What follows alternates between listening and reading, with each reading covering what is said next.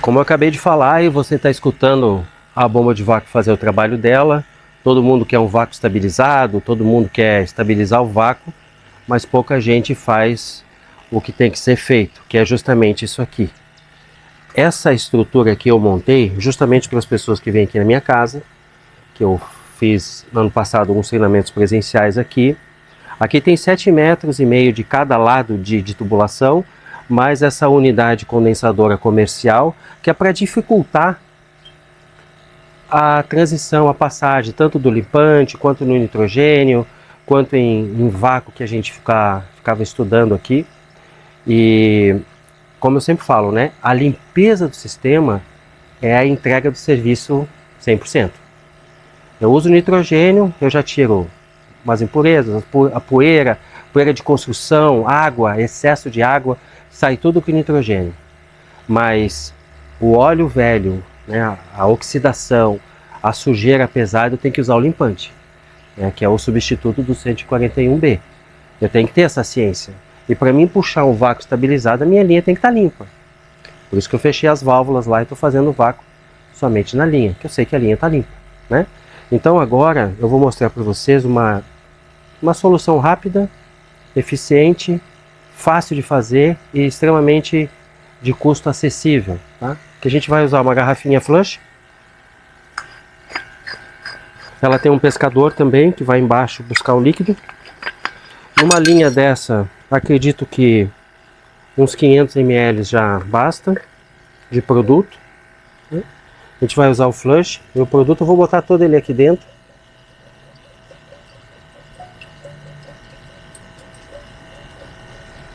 Toda a latinha. Tem lata de 500, tem lata de 900.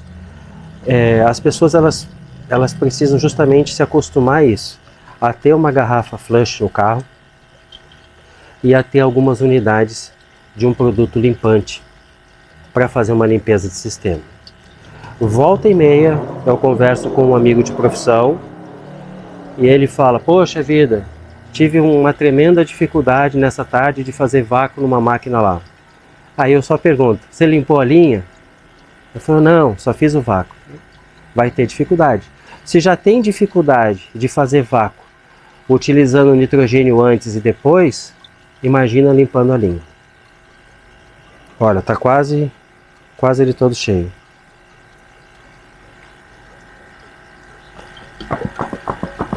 Esse produto ele é inflamável. A gente tem que sempre trabalhar com luva, como eu estou trabalhando. E eu agora uso óculos de grau, né?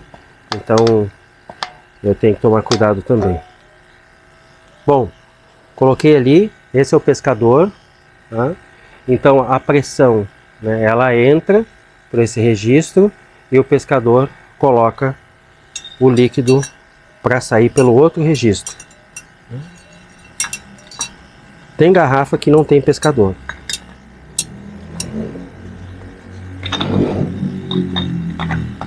Ok.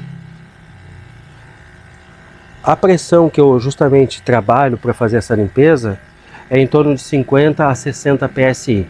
Eu sempre utilizo uma garrafa para mim ver o que saiu do sistema, se saiu sujeira e se não saiu sujeira. Quando sai muita sujeira, a gente precisa refazer a operação. Até o produto sair totalmente claro, totalmente limpo. Então, saindo do nitrogênio, a gente vai inserir a mangueira aqui no primeiro registro.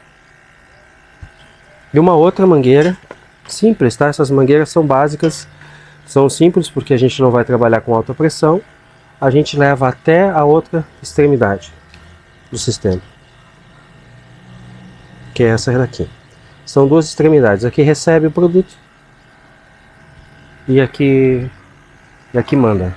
Nessa parte da pressão, eu volto, deixo fechado, abro a garrafa de nitrogênio, ela vai me dar a pressão que tem no cilindro, como eu expliquei no outro vídeo, e aqui eu vou exercer a pressão que eu quero colocar na garrafa flush. Vou colocar perto de 100, tá? Justamente para a gente ter... Ele sempre cai um pouquinho quando libera aqui, tá? Quando eu libero aqui, ele cai um pouquinho. O que eu faço aqui? Eu seguro essa garrafa aqui na minha mão. com a mangueira em cima e seguro essa outra aqui justamente para ela não cair. Isso eu posso fazer com uma mão só. É um trabalho simples, não precisa de manifold. E libera o nitrogênio aqui, ó.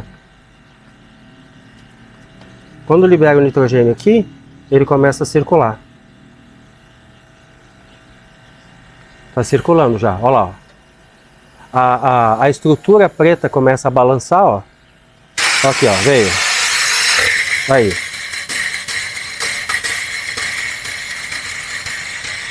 Com uma mão, tranquilo, você coordena o nitrogênio e com a outra mão você coordena a garrafa e o recebimento do produto limpante.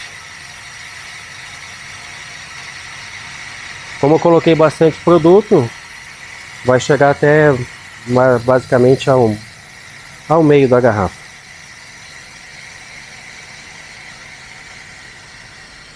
Um detalhe muito importante, quando a gente limpa o sistema, fica na linha um resíduo.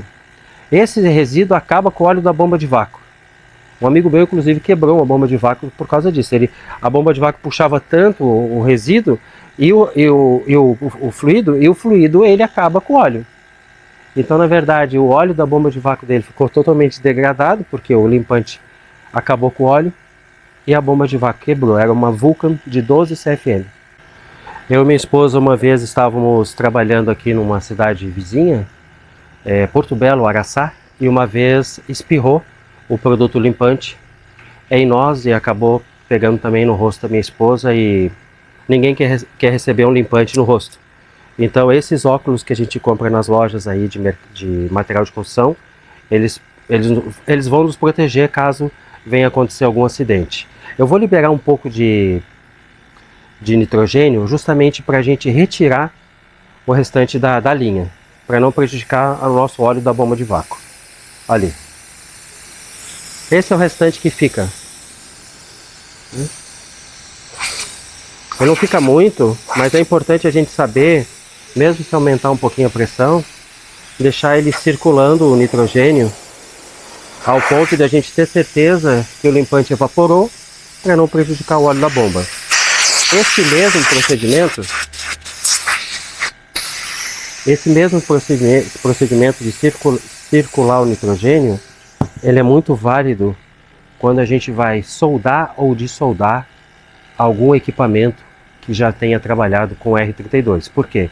Porque o vapor de fluido refrigerante R32, a gente pode deslocar ele com nitrogênio passante, com nitrogênio circulante. Igual o da videoaula que tem lá no Invert CM 2.0, que é o da brasagem, onde eu circulei o nitrogênio justamente para fazer a brasagem dos câmbios. Esse é o procedimento básico aonde começa tudo, a limpeza do sistema. Onde eu começo chegando no meu cliente e lá tem uma infra, e se eu posso limpar, né, se eu quero realmente entregar um serviço de qualidade, eu preciso limpar esse sistema. Como eu falei para você no começo do procedimento de vácuo, eu falei que eu gosto de deixar 1 hora, né? Pois deu 1 hora certinho, no aplicativo não tem como mudar, tá? O aplicativo não tem como mudar. Eu bati aquela hora e a gente está com 1 hora de vácuo, 105 microns, né? Aí vamos ver se estabiliza, né? O que a gente faz aqui? Vamos colocar aqui do lado, ó. 105, fecha o vacuômetro e ele vai estabilizar. Desliga a bomba de vácuo. Ele vai subir, ó, 117.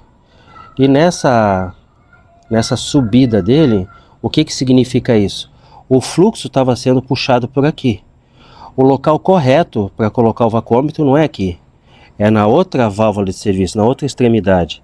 Mas os ar-condicionados split pequeno, eles não têm o acesso aqui, né? Então a gente tem que colocar o mais distante da bomba, que seria aqui, né? Então ele está fazendo a leitura aqui agora, 124, é isso? 124. Aí, o que eu vou fazer? Eu vou esperar 5, 10, algumas pessoas esperam mais, 15 minutos. Eu não posso passar de 1.500 microns conforme a tabela a apostila, perdão, de boas práticas de refrigeração, né? Ao invés de ficar lutando para ficar abaixo de 500 microns. Não é assim, é 1.500 microns, tá? Tá na apostila de boas práticas, que dá para fazer o download no site boaspraticasderefrigeração.com. A apostila é gratuita para todo mundo, boaspraticasderefrigeração.com, tá? Mas mesmo aqui deu bom, 130 agora, estabilizado. O que é o estabilizado, justamente? Pô, a bomba fez um trabalho durante 1 hora, ela criou um caminho, ela criou um fluxo, ela criou um sentido. Agora, o restante de matéria que ficou ali dentro, ele precisa repousar. Quando ele repousar, o vacuômetro vai dizer, olha, estabilizou. Por isso que a gente precisa dar esse tempo. Não é que fica subindo aqui, é que o pessoal fica pensando que tem vazamento, não. Agora, se subir demais, se passar de 1.500, 2.000, aí você tem umidade, você pode ter vazamento. Mas se passar de, por exemplo, 2.000 micros, um exemplo, tá? Ele não ia fazendo vácuo com a bomba, eu não sei se ele ia chegar a 800 micros, né? Então, o vacuômetro, como eu disse no começo, ele te diz se tem um vazamento, né? Ele faz esse teste de estanqueidade, de pressão abaixo da pressão atmosférica, mas ele não mostra onde é que tem um vazamento. Quem mostra onde tem um vazamento é o nitrogênio. Por isso eu tenho que trabalhar com nitrogênio, e depois, se eu quiser puxar o vácuo estabilizado, eu puxo. E se eu não quisesse puxar o vácuo estabilizado aqui, não consta no manual do fabricante para puxar um vácuo estabilizado no equipamento split, entendeu? Eu acho que os fabricantes que colocam vácuo estabilizado é o pessoal do VRF, né? Que aí chega o engenheiro da marca, né? Para fazer o startup. Eu acho que daí já é um outro patamar. Mas é bom que você saiba fazer o vácuo estabilizado, porque amanhã depois você vai estar trabalhando com multi, vai estar trabalhando com VRF, e aí você já sabe fazer, porque o processo é igual. Não muda praticamente nada, só muda realmente o tamanho, né? Então aqui agora, por exemplo, se eu quisesse liberar o fluido, eu poderia liberar um pouquinho, 40, 50 psi, e tirar a sonda do vacômetro, tá? Como essa máquina está sem fluido, a gente vai fazer uma carga do começo agora no próximo vídeo. Eu vou liberar um pouquinho de fluido e vou trocar a sonda, a 552 pela 549. O fluido tá aberto, né? A balança tá ligada. Eu vou liberar aqui um pouco, ó, só para sair, ó, a pressão negativa, ó, e deu. Nesse pouquinho que eu liberei, eu posso tirar o vacuômetro sem prejudicar o vacuômetro. Ó. Fechou. O vacuômetro não fica prejudicado em nada. E agora eu conecto a outra sonda, que é a 549, para a gente poder fazer a leitura. E desligo a 552.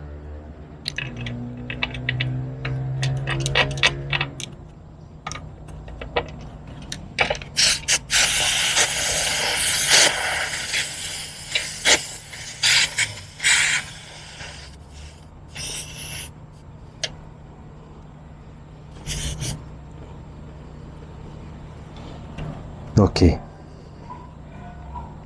Aí.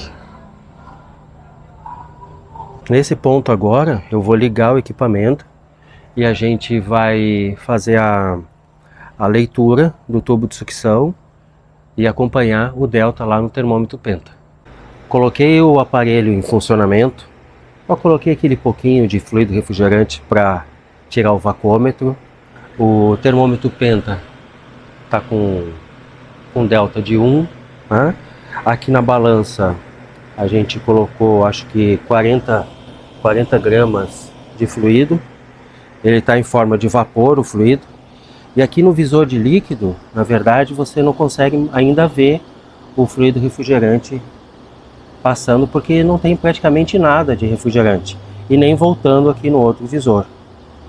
Também já vou colocar o alicate amperímetro para a gente fazer a leitura da corrente. E como o R32 é puro e a máquina está sem fluido, eu vou carregar ele em forma de vapor. A garrafa da R32 está ali, ó, com a torneira, o seu registro virado para cima, e eu vou carregar essa máquina em forma de vapor. O que eu vou fazer aqui agora? Ó, a pressão tá uma pressão bem baixa ainda, negativa praticamente.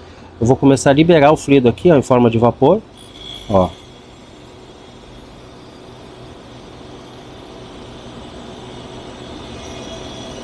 fazer uma carga aqui de fluido em forma de vapor. Vou fechar.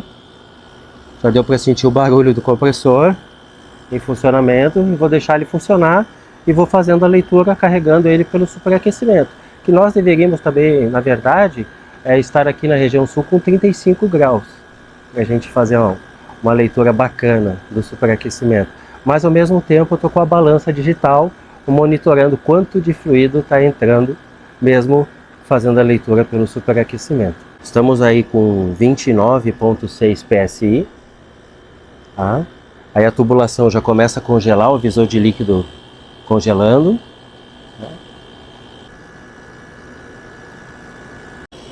Agora já entrou 220 gramas, 230, 240 gramas, 250, tudo em forma de vapor. Vamos olhar aqui, ó, esse visor aqui, ó. Já dá para ver o fluido passando lá dentro.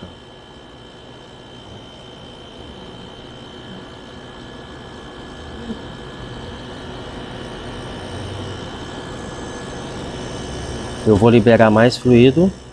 Coloquei até a pinça da Testo aqui para a gente também fazer a conferência do superaquecimento. 300 gramas agora de fluido, 310, 330. Estou liberando aqui na válvula da Appian, ó. 350, 360 gramas. Então aqui o 549 está fazendo a leitura, como se fosse um manifold. Aqui a pressão a gente está com 100 PSI, né? Eu coloquei a pinça para fazer a conferência do superaquecimento.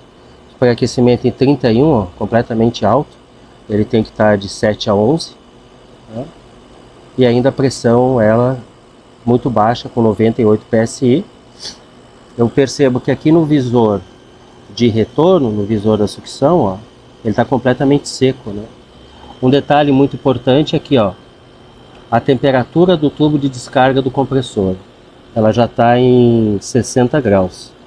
Ela é elevada, tá? Se a gente estivesse num ambiente muito quente, com baixa carga de fluido refrigerante, o compressor aquece demais. E quando o compressor aquece demais, a gente degrada o óleo do compressor.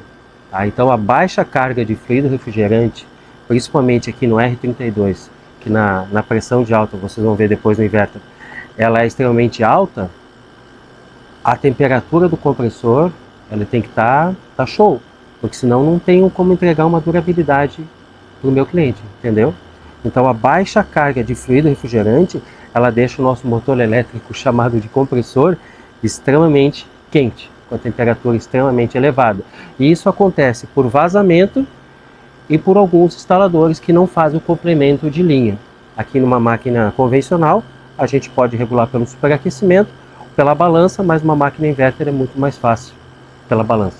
Mesmo a baixa carga de fluido refrigerante do R32, como eu falei para eles, para vocês, a diferença dele por 410 é que o delta de temperatura ele já deu quase 10, ele deu 9,7 aqui, ó. Tá?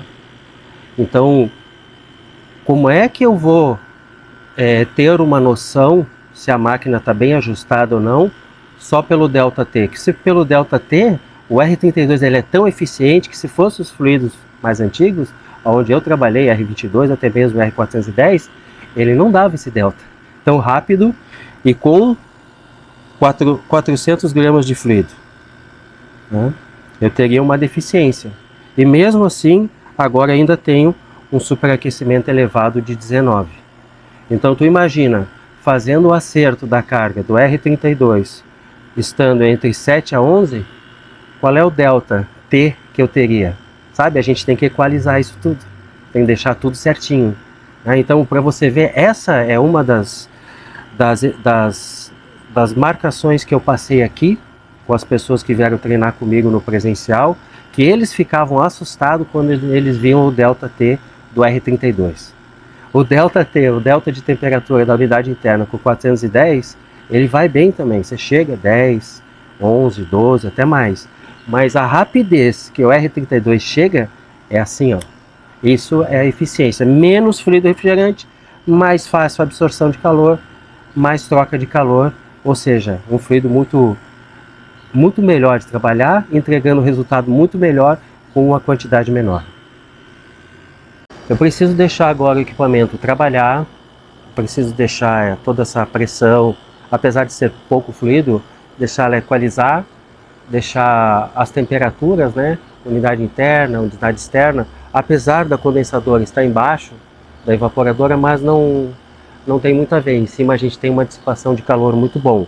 Mas eu preciso deixar tempo trabalhando justamente para mim fazer a leitura do tubo de sucção. Esse tubo começa a baixar a sua temperatura, tá? Então aqui agora, por exemplo, antes a gente tinha 30 graus de temperatura ambiente, olha aqui quanto a gente tem agora. Temperatura do tubo de sucção, 16,7 graus. Então eu já começo a fazer uma leitura do superaquecimento. Fazendo aqui pela pinça da Testo, ó, a gente já tem um superaquecimento de 17. Lembrando que ele tem que chegar de 7 a 11. Olha lá, 17 graus. Com 430 gramas, sendo que essa máquina, sua carga de fábrica é 490. Você pode me perguntar, mas por que eu não virei a garrafa do R32 em forma líquida e já botei 490? Justamente para te mostrar que eu consigo trabalhar, né, a equalização, o balanceamento do sistema com R32 em forma de vapor. Entendeu? Mas se eu quiser entregar os serviços preciso, rápido para o meu cliente, eu boto na balança em forma líquida e tudo em vácuo. Chega agora, depois de um determinado ponto, já tempo de trabalho, já começa a ficar difícil colocar o R32 em forma de vapor. Porque, como eu falei, aqui é um T. De um lado vem a mangueira amarela querendo entrar fluido e de outro lado vem o tubo de sucção.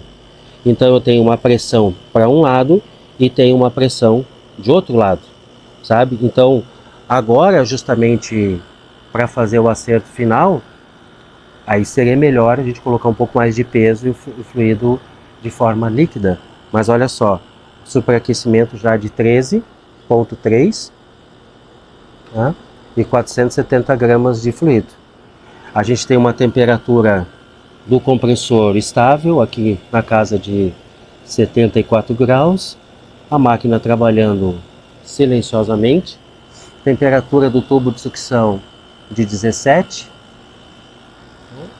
Temperatura ambiente na casa de 28 graus. E a dissipação de calor na condensadora na casa de 35 graus. Esse é o R32 sendo carregado em forma de vapor. Então nós fizemos a recarga completa de R32 em forma de vapor, tendo um delta já de 12,8, delta T, unidade interna de 12,8, temperatura do tubo de sucção de 17, temperatura ambiente 28 e descarga de calor de 35. Tá? Aqui no visor de líquido, está enviando o líquido para a unidade interna. Aqui no visor maior, que é o de sucção, perceba bem, dentro dele tem bem pouquinho fluido, talvez você consiga ver. É isso que faz resfriar o compressor. E a temperatura do tubo de descarga do compressor de 71 graus. Então se eu tivesse pouco fluido, essa temperatura do compressor estaria bem elevada. E o superaquecimento de 8,8. Lembrando que o superaquecimento do R32, no manual de instalação dessa máquina convencional, é mínimo de 7 graus e máximo de 11. Obrigado por assistir esse vídeo. Desculpa ele ser tão longo, mas se você tiver dúvida, escreva aí embaixo ou vai lá no grupo de WhatsApp bater um papo com o pessoal. Até o próximo vídeo.